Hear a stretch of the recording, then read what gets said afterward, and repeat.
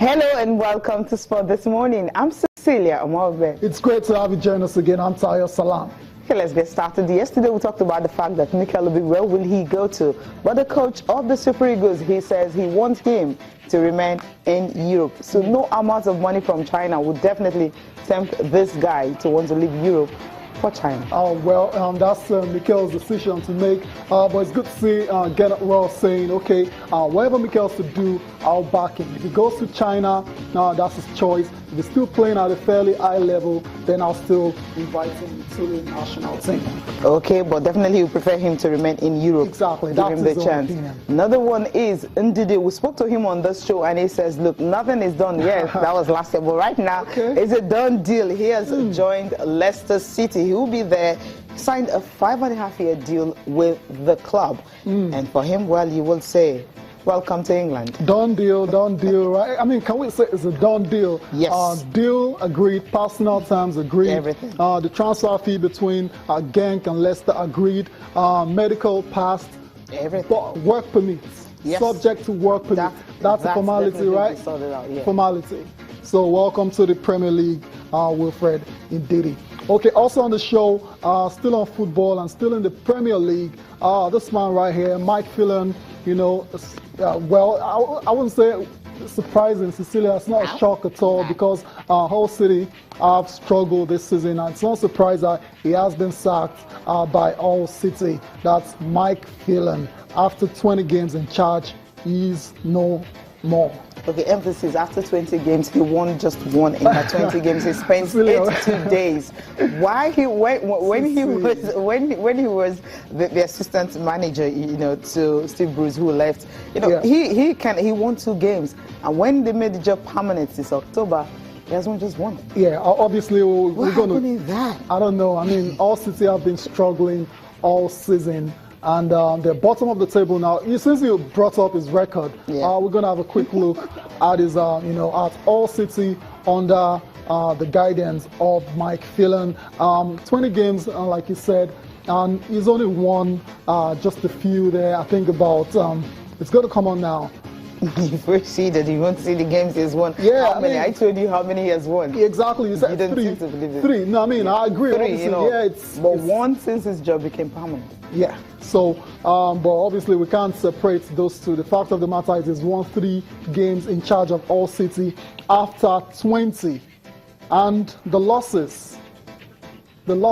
How many? 13. 13. That's a lot. And how many? That's points? a lot. Okay. And the points. 13.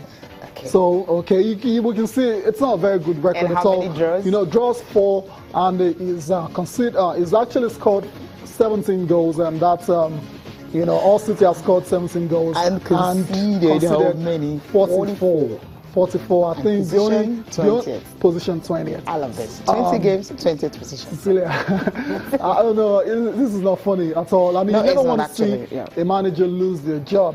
Okay. His winning ratio is like 15%. That's really poor. Yeah, really bad record. So it's not a surprise at all. This is what happens when Premier League clubs get to the stage of the season. They start thinking about making changes if the club is not where they expected it to be. So it's a shame for Mike Phelan. He's done his best. We have to, say that Hull City have been in trouble right from the start of the season. There was a time where they had just about 13, fit senior professionals, a lot of injuries. They haven't really bought well in the markets as well. So he's been working under very difficult conditions, and that's why the results it is what it is at the moment. And unfortunately for him, he's had to pay with his job. Yeah, he's done that already. And this news coming from England is the fact they actually has a kind of a role or kind of a situation with the club concerning transfer, because this is January and he wants some players, he wants some money, and the clubs are really not ready to go ahead with his plans. Too bad for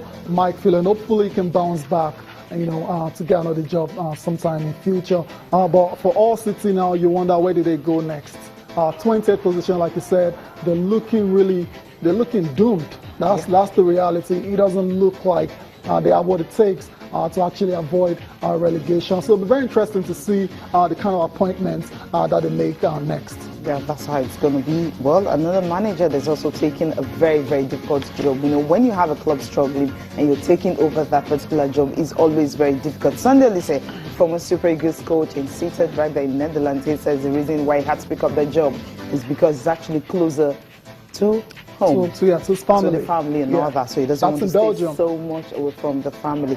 But then, if you take a look at the club, we saw the club were like, okay, fine, is a good opportunity for him and all that. He wants to improve as best as he can. But I'm looking at the fact that, you know, coaching job right now is more like hell.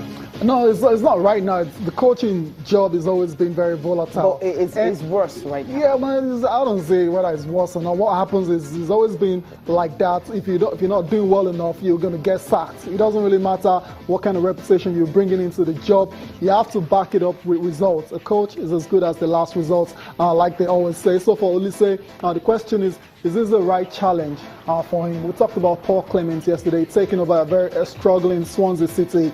And we're saying the same thing about Sunday Olise now.